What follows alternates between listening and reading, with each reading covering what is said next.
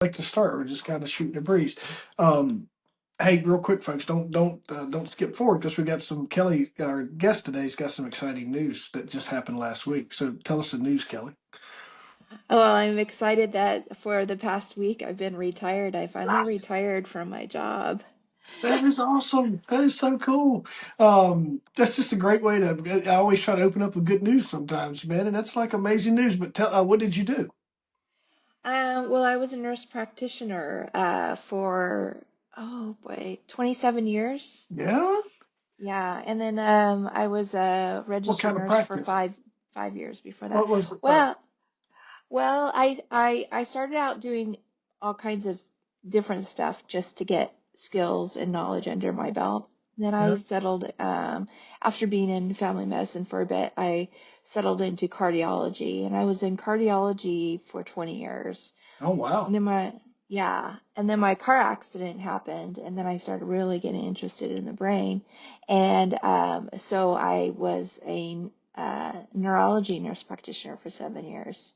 Now that's all right. So then you're gonna tee me up here. We're gonna work backwards for a second. That had to be. I don't know. Like I've worked in the medical field many years ago. Friends, all the stuff, paramedic, all the things of that. But I've never, and I knew how far like the NP and the PA world has evolved into just what you can do and stuff. But you're the first NP, right? Uh-huh. Yep. So Yep. first NP. I don't folks don't confuse NP and PA. There will be a you will end up in a bad situation because they take their titles seriously. Um, but you're the first like when they work on the neurology side. What was that like? Well, it was a training position, so it was new. It was a new position, uh, and, and a new role, Yeah. and it was quite unique for the company I was working with. And usually, you'll see neurology nurse practitioners or working in memory clinic or an epilepsy center or managing multiple sclerosis clinics or working with deep brain stimulators for Parkinson's. But my department, they wanted us to be generalists. And so, um, and that's what made us unique. We weren't Yeah. niched down to just one part of what was going on in the department. So myself and another nurse practitioner saw patients with Parkinson's, MS, epilepsy, stroke, trigeminal neuralgia. Um, um, my partner that I worked with specialized in headaches. I specialized in a VNS, vagal nerve stimulator that Yeah. helps suppress seizures. And so we were just really seeing just a lot of different stuff, and it was great because you were never bored. Yeah. It's all right if I take a second to introduce you, and then it's going to tee you up for why you're qualified for this. Can I do that real quick? Sure, thanks, All Tim. right, folks. Listen, I wanted everybody to get a little. I've been reading and studying up on Kelly Tuttle here, but I wanted you to hear a little bit about. And when we were just talking on before we got started, she was telling me about her retirement. Took me in the job. So, folks, this is like a really perfect tee up.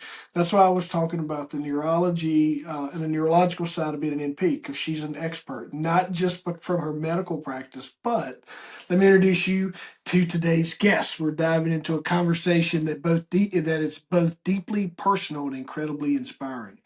Our guest, Kelly Tuttle, knows firsthand what it's like to have life take an unexpected turn.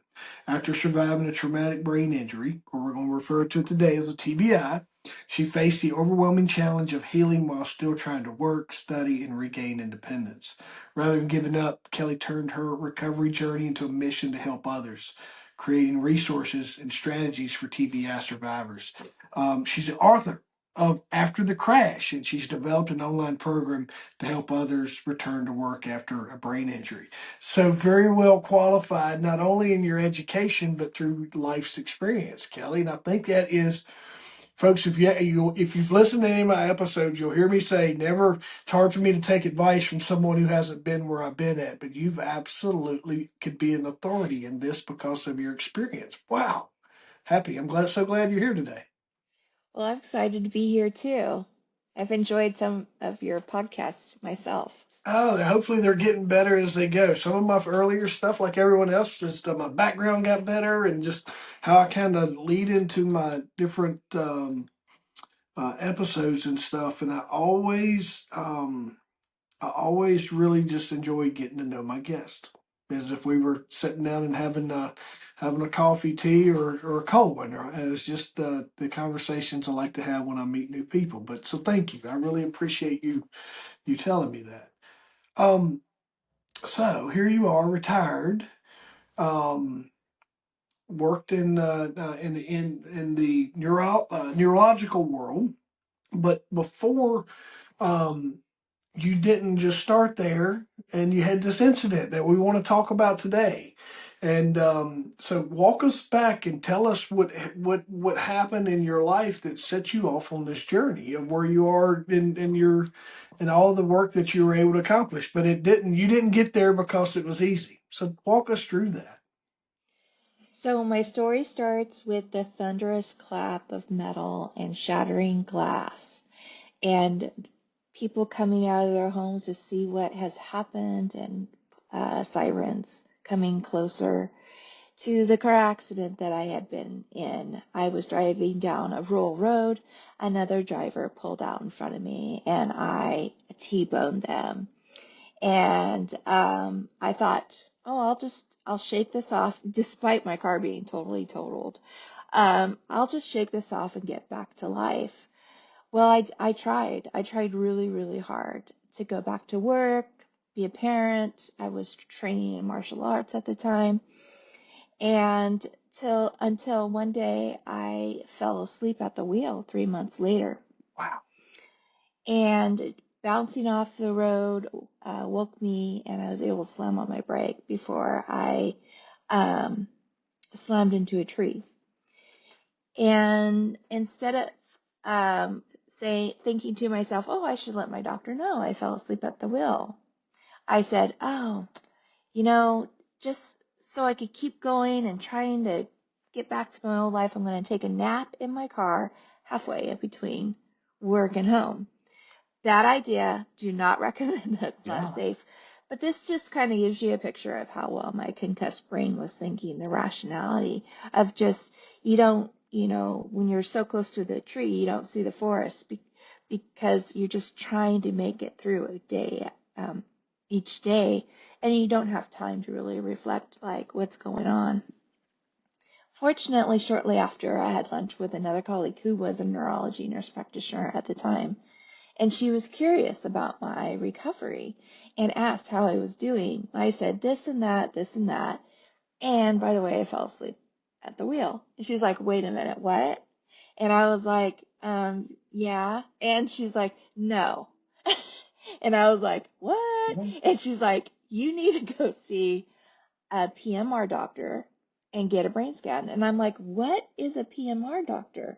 And she goes, physical medicine rehab doctor. And I'm like, I've never heard of those doctors. She goes, oh, they used to be called physiatrists. And I was like, oh. So then I went back to my general practitioner, and I can't say it was easy, but eventually I did get the referral for a head CT scan, which turned out to be normal, and a referral to the physical medicine and rehab doctor. And that doctor knew what I was going through. She said she just looked at me and knew that I was suffering from neurofatigue, and that I most likely had diffuse axon shearing in my brain. And What's that mean, Kelly? that, well, if you think of neurons in your brain like a tree, Yep. so the tree has the upper branches, and then it has its roots on the bottom. Our brain cells, the neurons, look like that. And those branches is how they communicate between each other. And when you have a head injury or an acceleration, deceleration of the head or the body, those connections can be severed, cut. So it's called shearing. I got you. And Thank you for explaining that. no problem. That's one of my favorite things to do. And She referred me as speech therapy and a neurotherapist, and that began the road of my recovery before I was on the wrong road, pushing, trying to do it on my own, figure things out on my own, and then finally seeing this doctor and being set off to go see the right specialist and get the right treatments. What who did you have family around you then? Was it were you masking some of this or just working through it or being able to manage it or was the symptoms not there or was it everybody giving you some grace?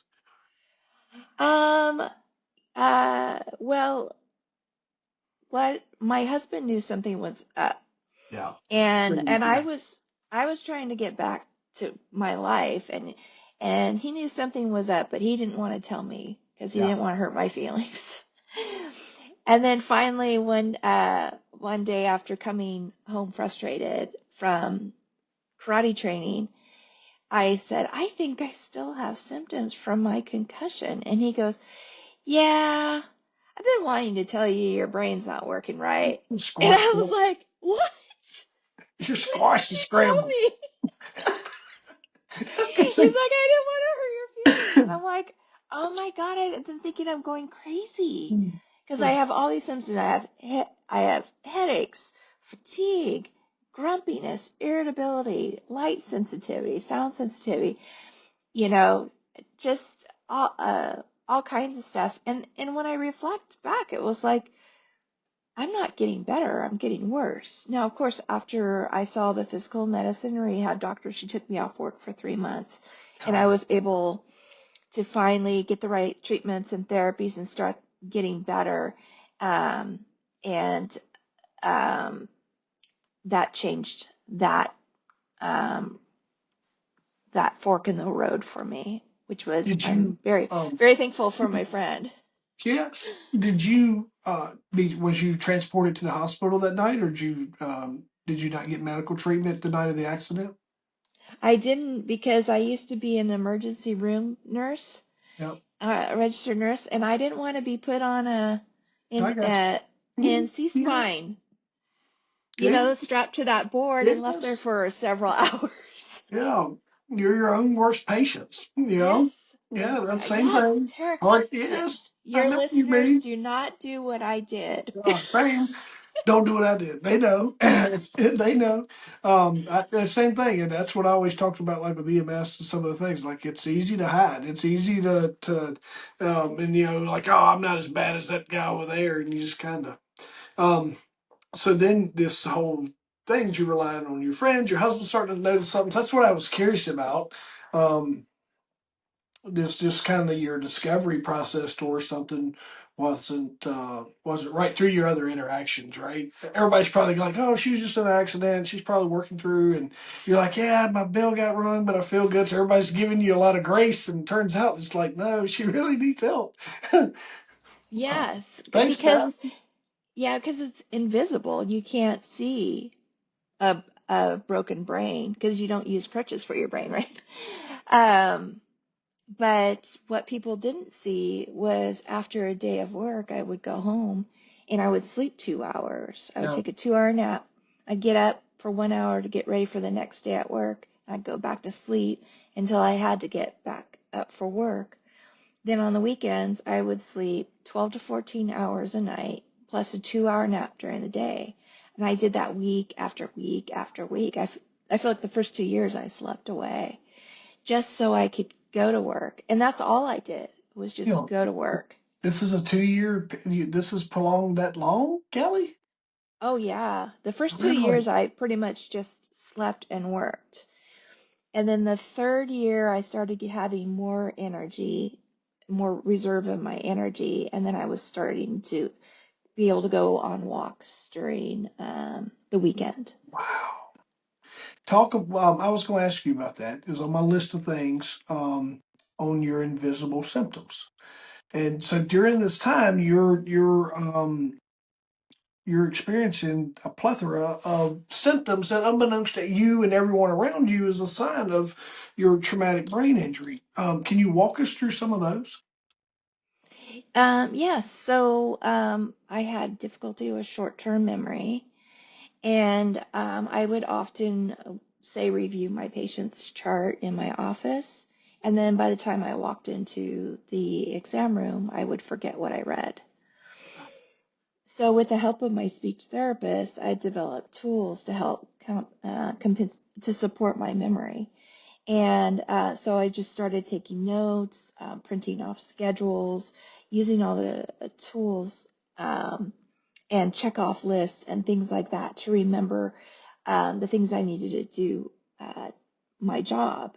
And I would keep those in my pocket because I was hiding my brain injury from my employer. And then I had difficulty with speech. I would have difficulty saying some words, or my words would blend, or they would slur. So I learned to slow down my speech to articulate the words I wanted to say. And then if there were words that were difficult to say, I would write, and I needed to speak to someone and say that word, I would write that word down, and I found it helped me to look down and see the word to be able to say it at the time that I needed to say it. Yeah. And sometimes I would also spend a minute or two practicing the words that I wanted to say, or practicing what I wanted to say, or practicing my patient's name so I could say it clearly before I met up with them. So that was speech. And then for the light sensitivity, I learned to utilize dark glasses. Blue light blocking glasses were really helpful. At the time, I would put blue light film blocking film on my iPhone and computer screens, and that helped a lot. And then for the sound sensitivity, I use active noise canceling headphones and earbuds to help with focusing and concentration while I was doing my patient's charting or writing their prescriptions or sending a referral. But of course, when I would go see my patients, the dark glasses came off and the headphones came off, and I would go see them and take care of them. And then when I had to focus on my charting, then I just started using them again. Other than being tired, motor functions all intact, everything, able to move, walk, all of your stuff. So any symptoms from movement? Well, I did have really horrible whiplash, and it took me about 2 years to control the pain. And I also discovered later on that I had binocular dysfunction, binocular visual dysfunction, which is a misalignment in your eye vision. And I was tilting my head to the right to clear up my vision. And as soon as I got my vision adjusted with prescription glasses, and I wasn't having to tilt my head anymore, then my neck pain was able to finally heal. Because of my neck being off alignment, my vision was off, so then I was off balance when I walked. Wow. So for a really long time, I had to look at the ground to walk and make sure my gait was wider so I wouldn't sway or anything like that while I was walking, especially at work. I didn't want anybody to think I was under the influence, right? So yeah, just moving really slow, being really mindful of my steps and my feet. Neuro therapy helped with my balance also, and the vision corrections from the behavioral optometrist helped a tremendous amount. After the new prescriptions, I was actually able to walk with my head up, looking around and so forth. Wow. That's this is really this is tough. This was a 3 year. You're self kind of walking your way through this before you make these discoveries, though. So you're having to figure out how to walk. You're having to adjust your vision for we're over 36 months. I'm trying to help folks understand. Sometimes when you say 3 years, it's not that long ago. It's a very long time looking forward. It's not that long ago looking back. But when you're and when you break that down by months and days, like that's a lot of time to struggle, Kelly Tuttle. Yeah, yeah. And I had headaches most days of the week for the first 4 years. Um, And so after 3 years or so, your husband, your friend, everybody starts talking to you about this at this point in time. No, they started talking. I have very supportive friends and Yeah, family, and so they were in on it from day one. from day one. So you started getting treatment pretty early. Just it took 3 years to recover. I started getting treatment probably at 3 months after. I got you. Yeah, Yeah, but and still, then I had speech therapy for like 2 years and neurotherapy for a year. Um, and yeah, to this day I still have some neuro fatigue. Of course, it wasn't like in the beginning, yeah, and I I still have light sensitivity and sound sensitivity. So what that actually influences is my ability to focus and concentrate. So sure. I'm really easily distracted. So using the noise canceling headphones, like when I was at work, it would block out the conversations happening around me so I could focus on my work.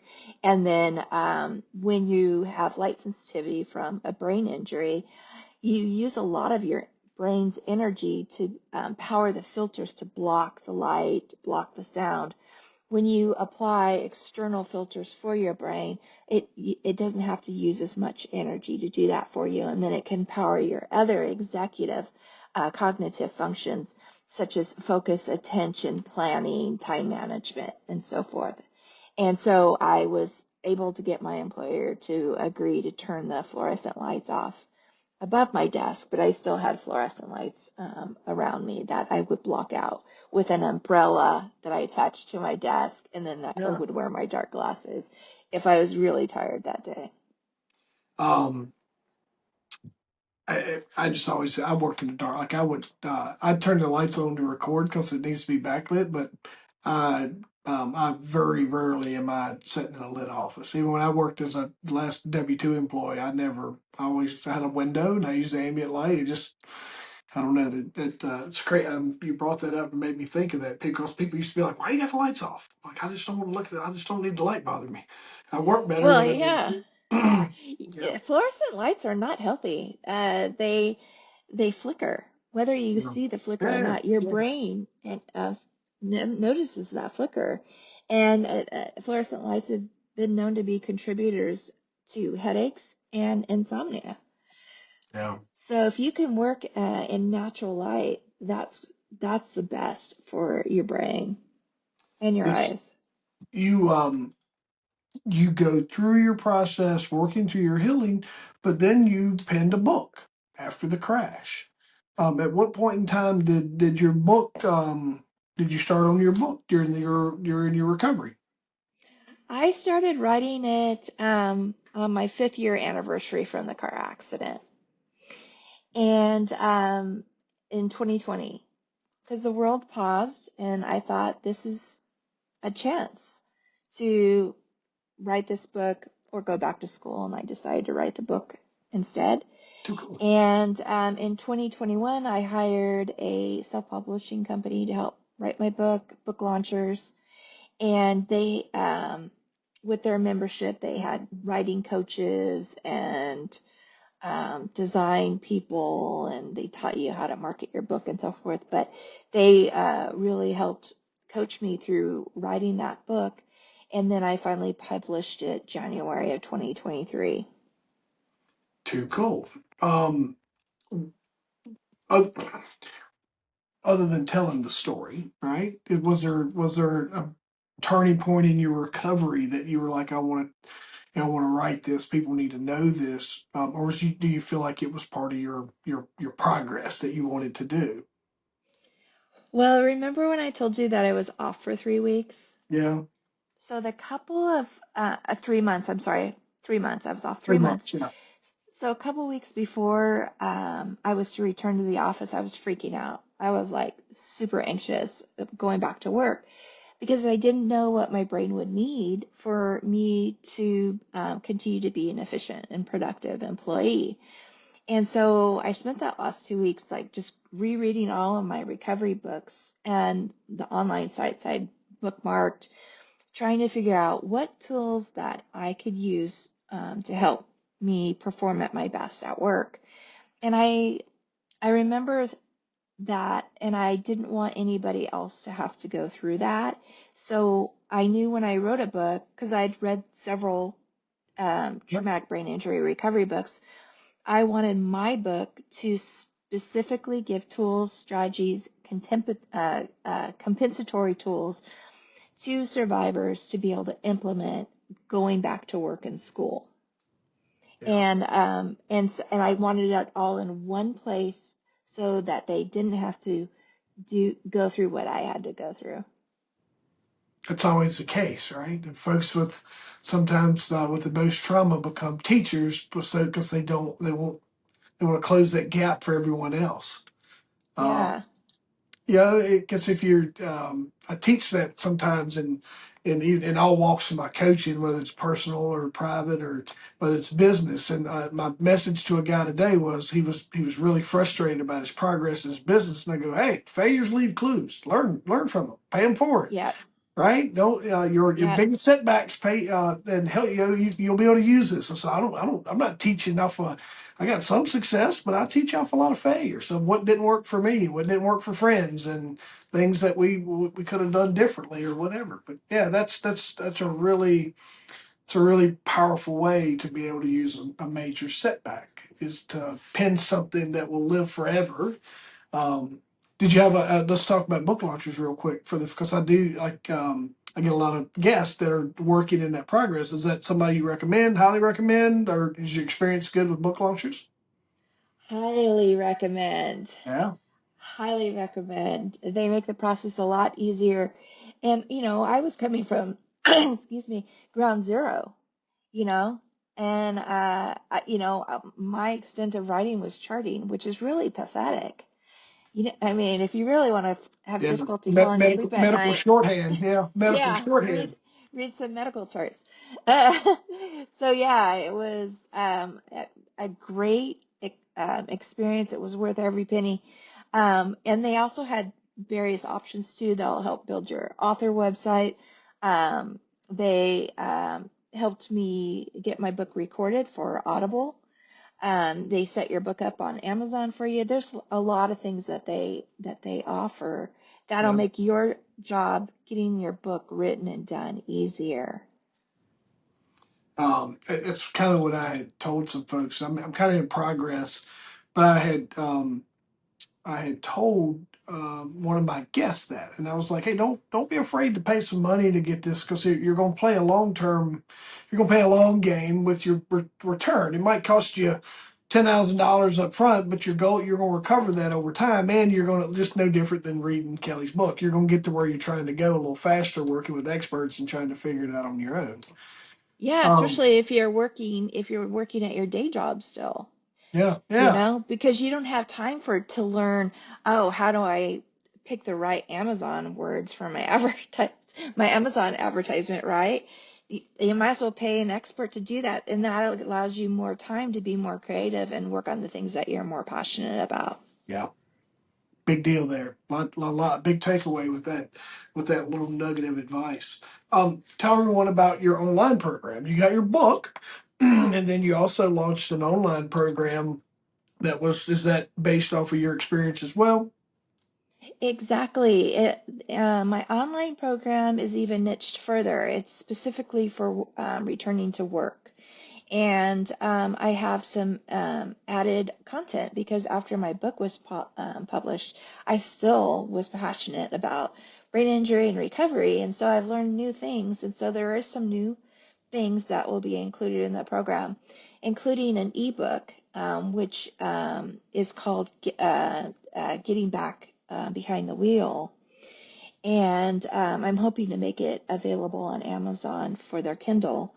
And it's talks about getting back to driving. So in my book, I talk about it a little bit briefly, but I've included some additional information about what you really should talk to your doctor and the legal aspects of getting back to driving after a brain injury.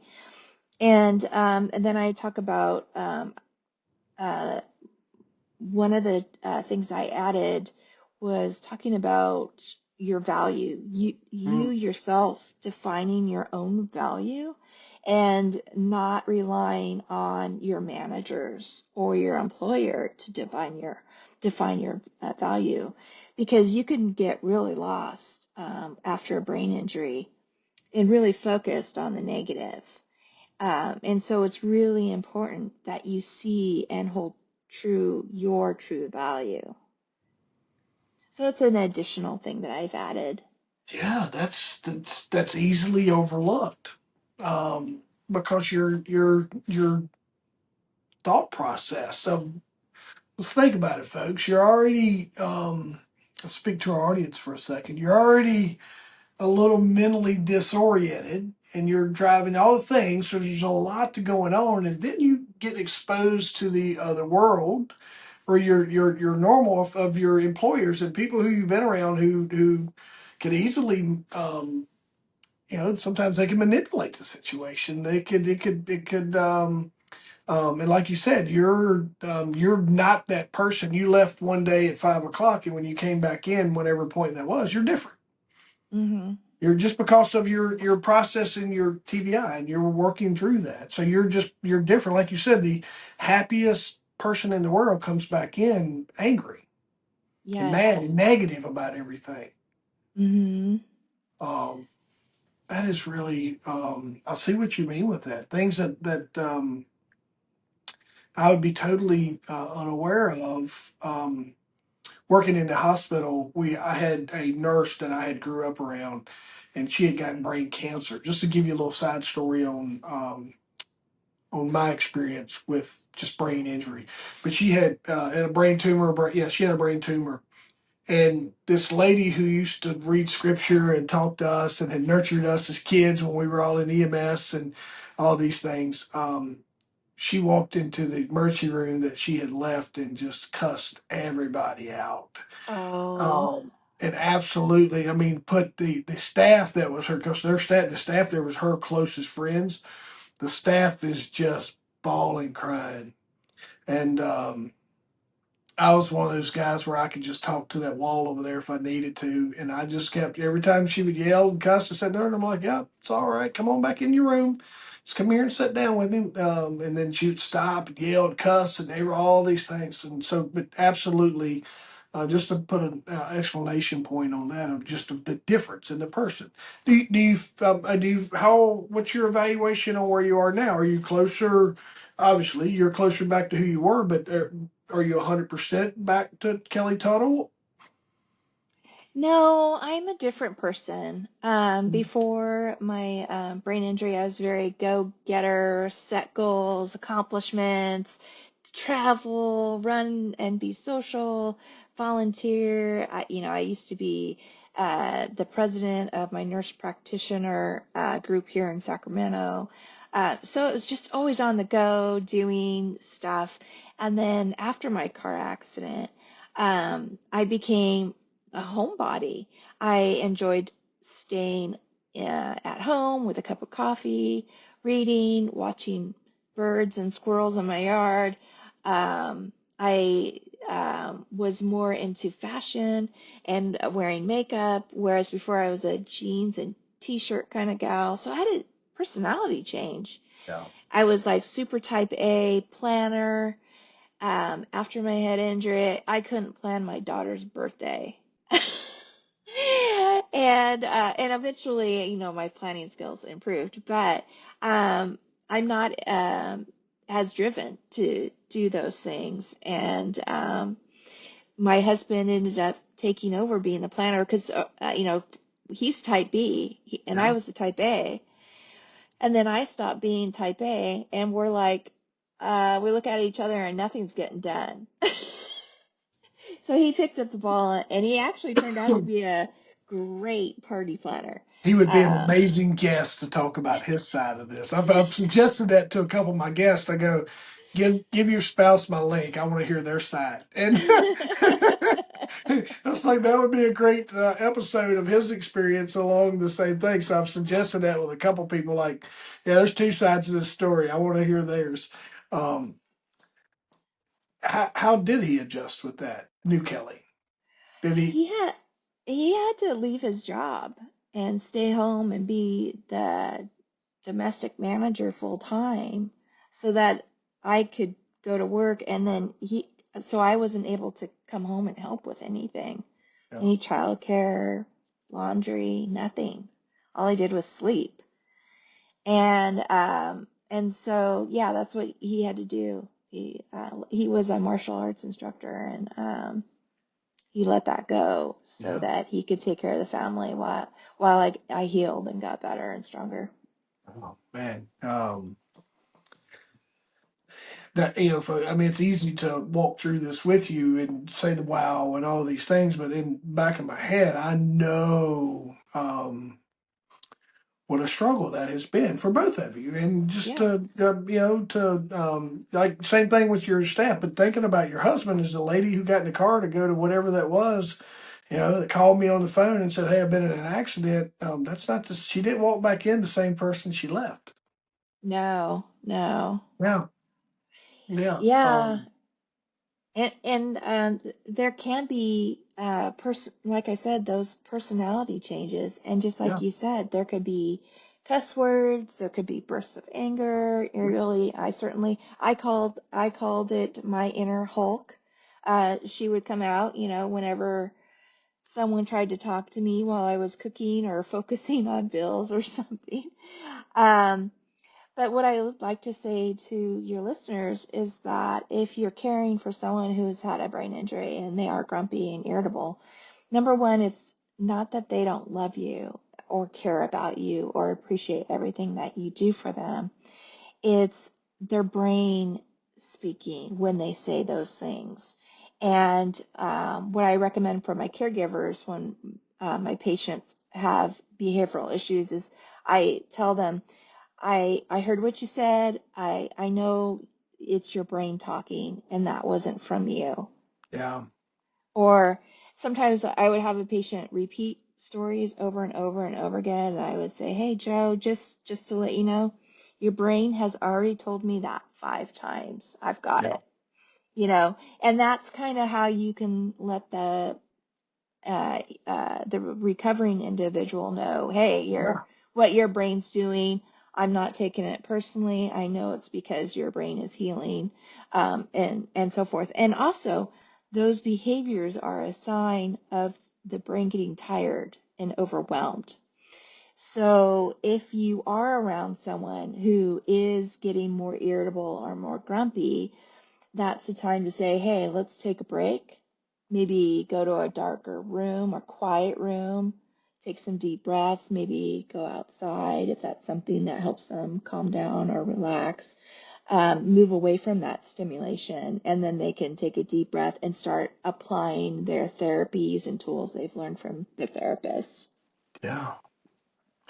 Um, Thank you for like that's because you can overreact very quick in this situation, and because you don't know what you don't know, and I've told people that's like the aggressive behavior or whatever. Sometimes it's and yet you just that talk of just trying to redirect their brain, like, hey, let's go outside, or hey, let's take a deep breath, and like you said, Hmm. repeating that, hey, your brain's already told me 5 times. Thank you, but just so you know, yeah, and Alzheimer's has plagued my family around me. Um, I had a really close friend who had fell and bumped his head in the middle of the night, and he was kind of like yourself. It was a 3 month journey for him to kind of just get back. I told someone the other day he went back to 2004. Our conversations was very he was recalling things that he and I had did. I just know where we were year wise. He was like 2004, 2005, and I was and that was our conversation. He was like, hey, I need you to do this, I need you to do that. And I'm like, yeah, that's already done. and just trying to give him some grace through it. And but I would always end it saying, "Hey, I'm taking care of that. I need you to catch back up with me. You're lagging behind. I need you to catch back up with me." And he'd be like, "Okay, I'll do my part." And finally, like as time went on, it all kind of went back to working the way it was. We just had to really be self aware of where he was, and he like, and but it was good because I told him I was like, "Dude, I got to relive some of the best memories of us and our times together, but at your expense in a negative way." Real quick, tell me this. Give us. Um, I was thinking about how I wanted to put these because I had two things I wanted you to kind of leave me with here. But folks that are struggling with brain injury, that are kind of where you were in maybe that worst moment of whatever that looked like for you, not when it first initially happened, but as they're going through this, they're seeking treatment. Do you have like 2 to 3 tips that you could give them that might make a difference in just where they are recovery wise? I would say I have my 5 pillars of recovery. Ah, One is sleep. Gotta sleep 7 to 9 hours of sleep. If you're not sleeping, let your doctor know so they can help you out. You exercise if you can. If you're having difficulty walking or with your balance, do chair exercises. But if you can, walk outside. Um, 3, mindfulness practice. It's important that you get out of your head because yeah. after brain injury, you love spending time in there with those bullies and those negative Nancys. You've got to get out, and you can do that by mindfulness practice, which can be done either like, adult coloring and crocheting, working on crafts and art. You know, or putting a puzzle together or something like that that helps you with that mindfulness. The other one is nutrition. You want to eat a clean, the highest density in nutrition type foods. And just to make it really simple, I could do a whole podcast on that. Is choose to eat, say, the orange rather than the orange juice. Choose to eat the olive rather than having olive oil. So eat foods closer to the ground rather than by the factory. So avoiding foods out of packages and boxes and things like that, and just trying to eat as fresh as you can. And then the fifth one is financial wellness. And once after a head injury, the best thing to do is right away just cut back on the expenses, anything extra, until you know you're back full time at work.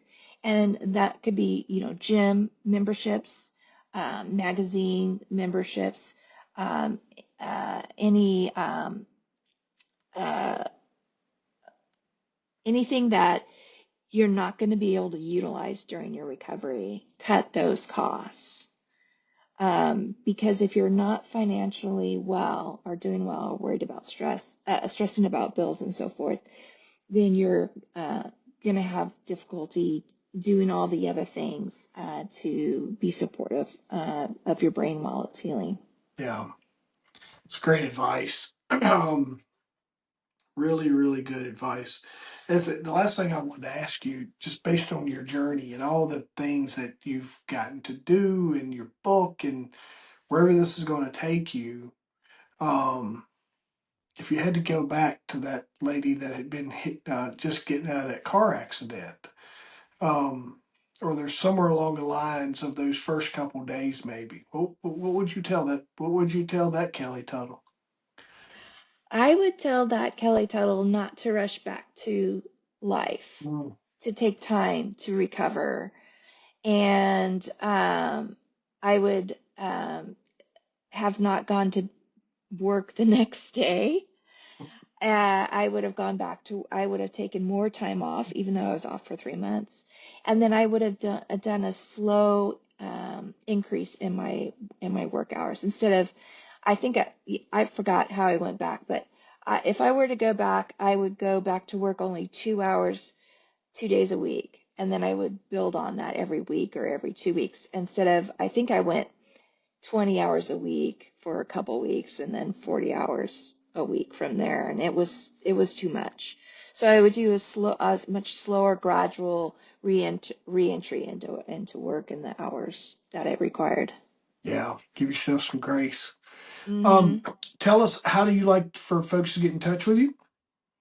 Definitely you can contact me on my website, kellytuttle.org. And on my website, you'll find all my information about the online program and my books. And I also have a free download that you can print off. It's called a stressless medical sheet. And it is a guided sheet of questions that you can fill out prior to your doctor's appointment. And it's all the questions your doctor's going to need you to answer in order to make a diagnosis and put together a plan of care for you. So please check that out. Yeah, yeah, that's really good stuff right there, folks. You talk about accelerating your progress. So here's what Kelly and I need you to do is you know someone who's going through this, and this is not the most broadcasting topic that gets out there. Because you have to be going through it or experiencing it to really start looking for the information. So, friends, whoever you that's listening to us now, and even if you're going through this, make sure you share this with folks who may need it. Bookmark it so that way, if it comes up at any point in time, because an accident, well, all these little things like Kelly, she's driving down the road and carpool was out, and here we are having this amazing conversation. So be sure and just pay it forward as we would appreciate you doing, just to help those that are struggling, so we can help Kelly accomplish her mission of folks not going through what she's doing. Can't thank you enough for getting Exactly. here. Yeah, Well, thank thank you. you for having me, Jeff. Thank you. Can't help. I can't wait to help get this episode out and get it amplified to help reach your audience, so we can help with your mission. Thank you for being here. Well, I appreciate that. Thank you so much.